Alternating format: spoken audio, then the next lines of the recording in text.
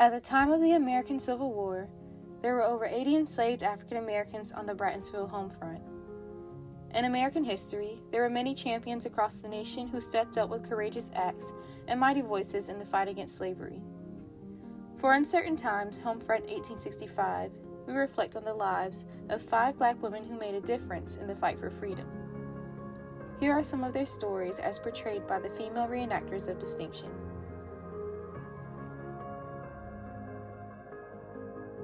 Here's a part of the Civil War that didn't come in your history books, but we want to bring this out to you, and also we have an opportunity to challenge them to respect and to be thankful for the role we as African Americans played in the victory of the Civil War. You know, President Lincoln said, if the U.S. colored troops had not entered the war, the Union would not have won. The school I went to came out of Fort Stevens after the Civil War. And, you know, as a kid, you pay no attention really to much of history. In fact, I developed through the years a real dislike for history. It was a lovely building and we learned a lot there. And that's what made it so important. We learned a lot there because they were dealing with not only the knowledge of what you were learning, but who you were supposed to be and how you were supposed to act. And so we got the nomination through for the District of Columbia to make this a historic site. And then the Park Service decided they wanted to make it a national site. We decided, though, that in order that this organization of alumni should continue through the ages, we had to form a group. One day we wanted to do a special project by honoring the soldiers of the U.S. colored troops of the Civil War.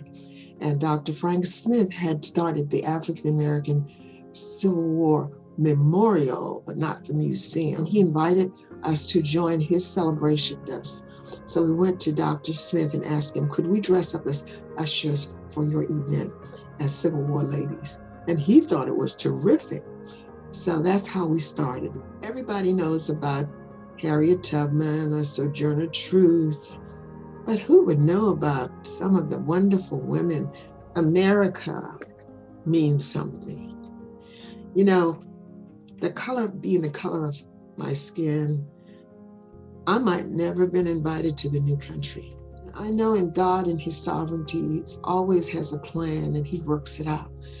And I would not have chosen to have come to this country the way we did, but once we were here, our people somehow found some meaning to life, and they also found strength through the Word of God. We want young people to understand that this Constitution, the founding documents are important. They must adhere or understand what this nation is about.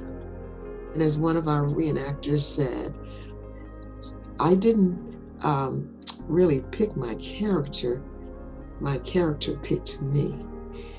She was a quintessential teacher of the century. And her faith that God had such an influence on her life.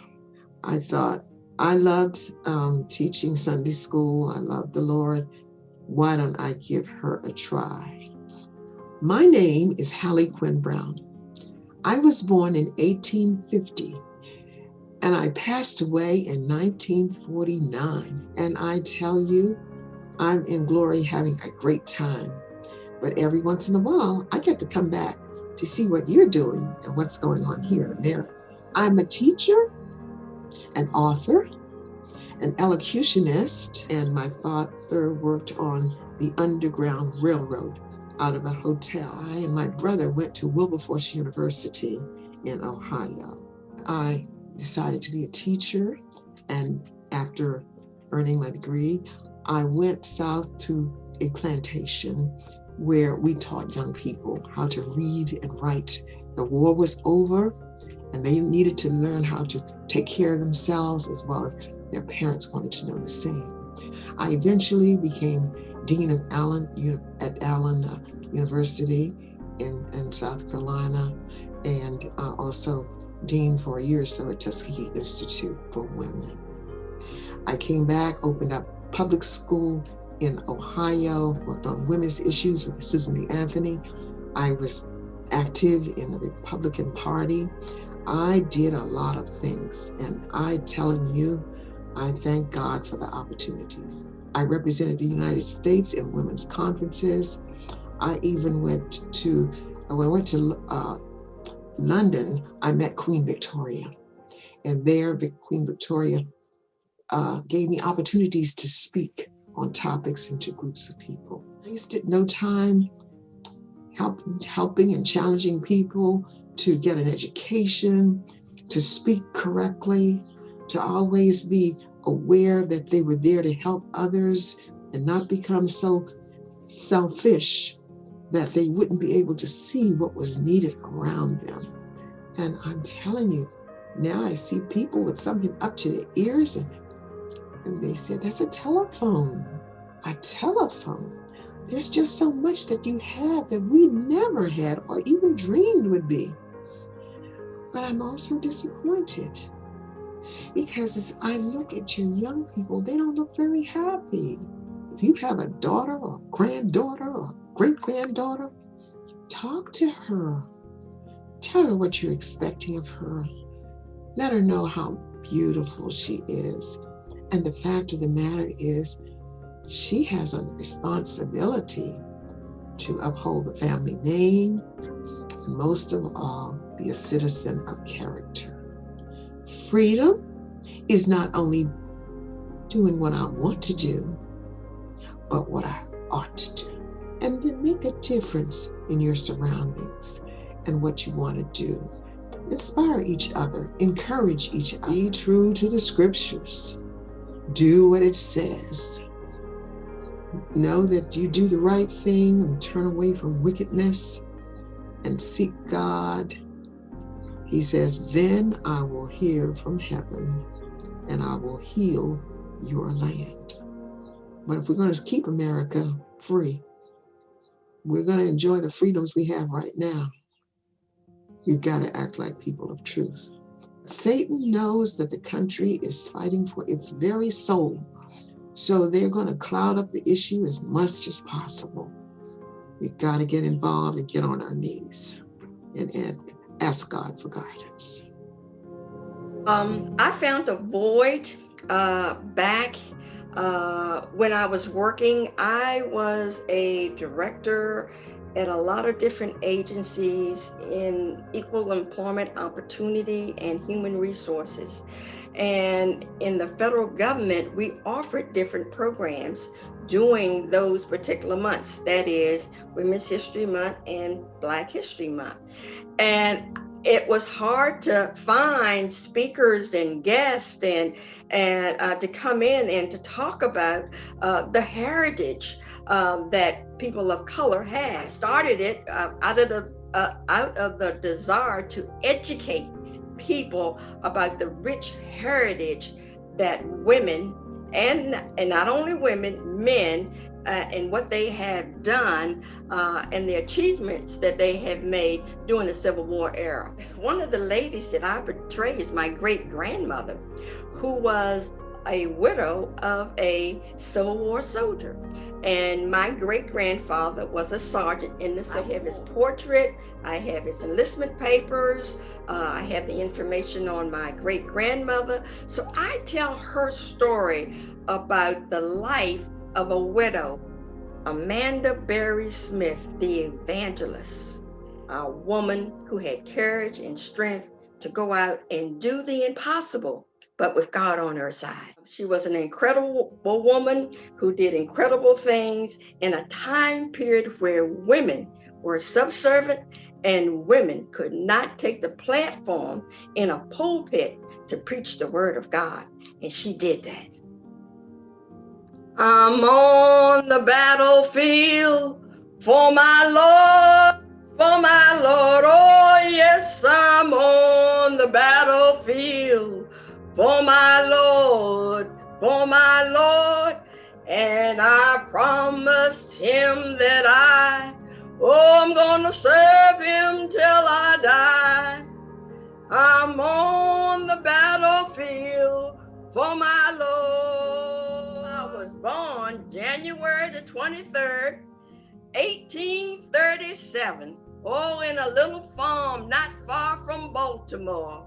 There, my mama and my daddy and my 13 siblings, we were all there in that one-room shack. Oh, but there was plenty of love in that household. Daddy worked for a real nice slave master. She allowed my daddy to be able to buy himself to freedom. And he sold mats and different things until he was able to buy his freedom. And then he bought my mama's, and then he bought ours, and then we packed up the old wagon and we went off to Pennsylvania. I preached up and down the East Coast and the West Coast, and I also traveled to all parts of the country as well as abroad. I went to Scotland and Ireland and West Africa. Oh, they was so proud to hear the preacher lady to preach. I also preached in white congregations, which was unheard of back in those days. Taught my own self to read and write. Oh yeah, and I used my autobiography to be able to, the fees that I got and the commissions that I got, to be able to start the first orphanage in Illinois when I came back to the States. Oh, I stayed steadfast and immovable in my work that the God had given me to do. Yeah, my God is still my Alpha and my Omega, and he's my comforter, and he is my deliverer. I got work to do because I'm on the battlefield for my Lord, for my Lord. Yes, I'm on the battlefield for my Lord.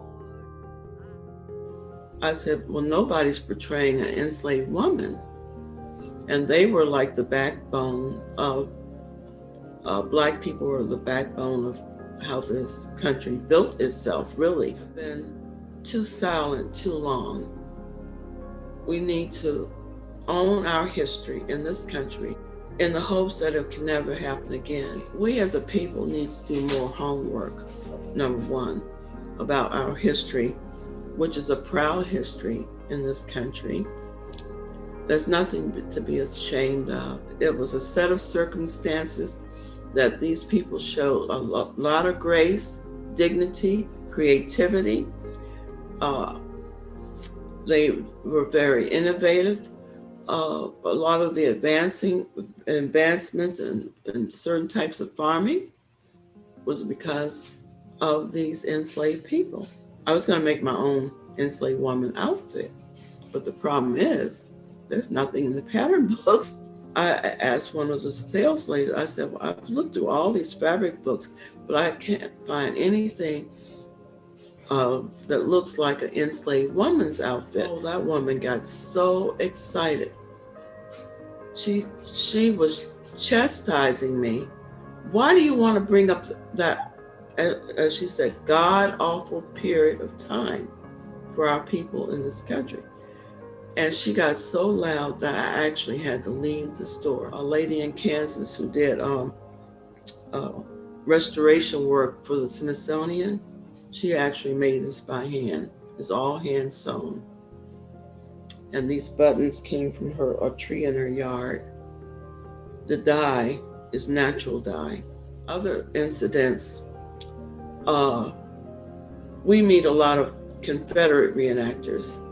We're having a big festival, and we appeared in our outfits, and we got booze and from the Confederates. And then the third time it happened was in a Memorial Day parade. At that point in time, the way the lineup was, the Confederates came right after us. And so these people were on horseback and they were menacing us. Now they have the Confederates way, way back. That's the last group you see. I don't know how old I is, and I've long since forgot the name given to me at my birth. But the one thing I do remember, Mama's face. And the last time I saw her, she sent me to fetch water, and I never came back. Mama, I told them you were waiting for me, Mama, but they just scoffed at me. They made sport of me. But I fought them, Mama. I kicked and I screamed, I hollered, and I even bit them. Well, my second master said that we were his property and he could do with us as he pleased. I didn't volunteer for this job. I was captured, stolen, and enslaved. We worked the fields. We plant and tend the crops. We cultivate the rice. We pick the cotton and we process the indigo, all to the crack of the driver's lash. We toil all day and we suffer all night.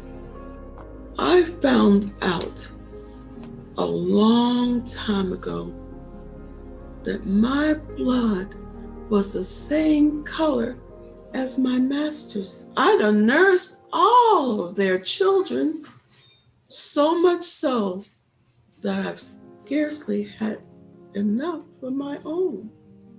The only time I counts for anything is on the auction block and during the big count.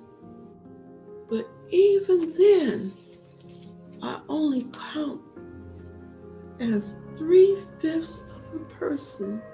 And for the first time, there ain't gonna be no more auction block for me.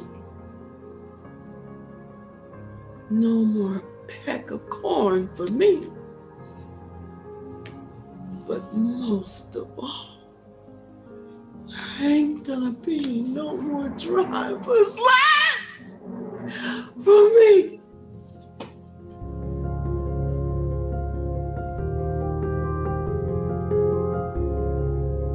I love historical movies. I like seeing people in their glamorous and interesting clothing.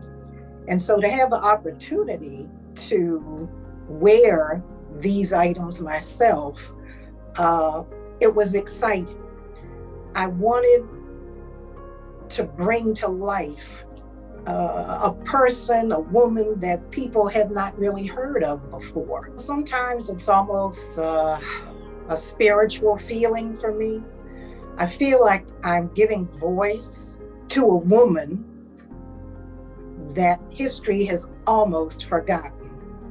It's emotional, and I know when I sing some of my spirituals and a particular slave song that I sing, I usually end up crying. I've had people come up to me afterwards and they're crying, saying that you brought tears to my eyes. And my answer usually is, I have done my job then.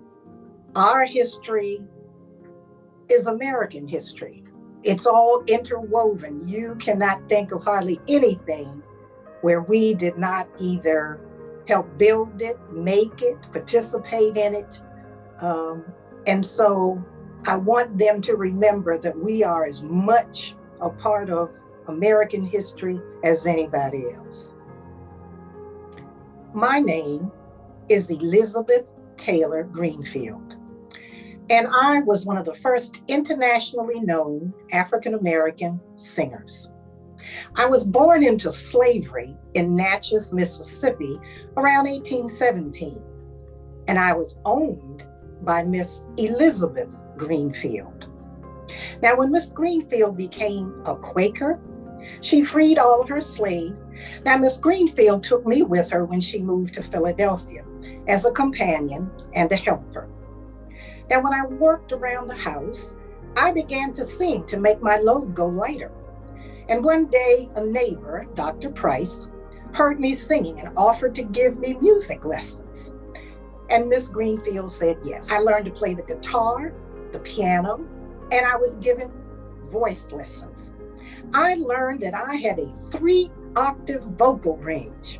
I would start a song as a soprano and end up as a baritone, much to the amazement of my audience. I sang at some of high society's fine parties and gatherings. And I even sang on some programs where some of the greatest orators of the day spoke, including Mr. Frederick Douglass. Well, around this time, I was given the name the Black Swan. And when I was talking to my manager, he advised me to start sending money to London so that I could go there and do a concert tour. And I did that. And when I finally got to London, I was appalled. The man I had been sending my money to, not only had he left the country, but he had taken all my money with him. I was stranded. But I heard that Harriet Beecher Stowe was in London. And I went to her, and she introduced me to the Duchess of Sutherland. And she introduced me to Sir George Smart, a well-known musician and the private organist to Queen Victoria. Now, Mr. Smart gave me music lessons, and he arranged for me to travel throughout Italy doing concerts and other European countries. When I returned to London, I still did not have enough money to get back to Philadelphia. Then Queen Victoria asked me to sing for her. And I did. She was so moved and enjoyed my music so, she gave me a 20-pound gold piece, which allowed me to travel home to Philadelphia. I died around 1876, but I was not completely forgotten. Years later, a gentleman by the name of W.C. Handy, the father of the blues, started the first Black recording company, and he named it the Black Swan. Lord, how come me?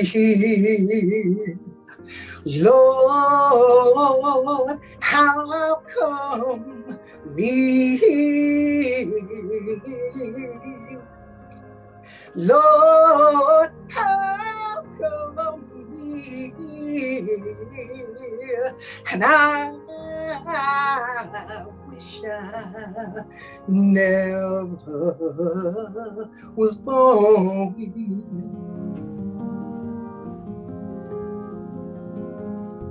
Worked at the Library of Congress for 25 years, and I recently retired.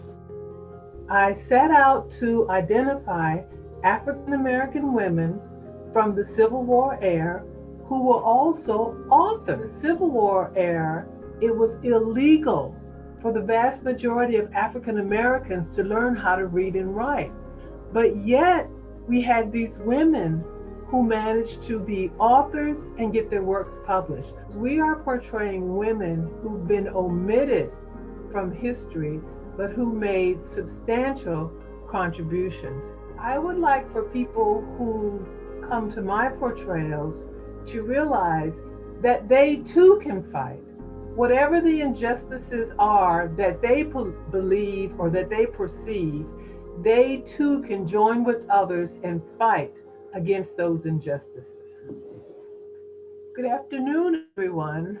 My name is Frances Ellen Watkins Harper. I was born in 1825, and I was born free. What was a contribution that I was going to make to the anti-slavery movement? I finally decided that I would try giving a lecture.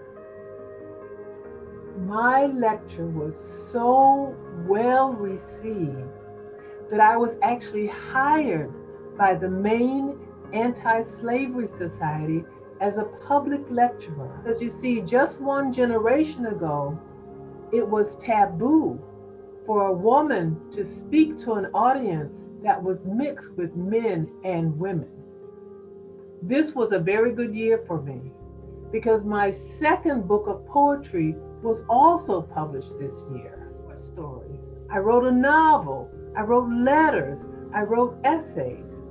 And my goal as a writer was always to change the attitude that people had, to create in them a sense of action. Those early poetry books that I wrote, the revenue from those books I gave to William Steele and was a part of the Underground Railroad system. So my contributions went to help colored people who were seeking their freedom, trying to get to Canada. After Harper's Ferry, I contributed to John Brown's wife and others who were there in need. I was also throughout my life an activist, both colored organizations and white organizations.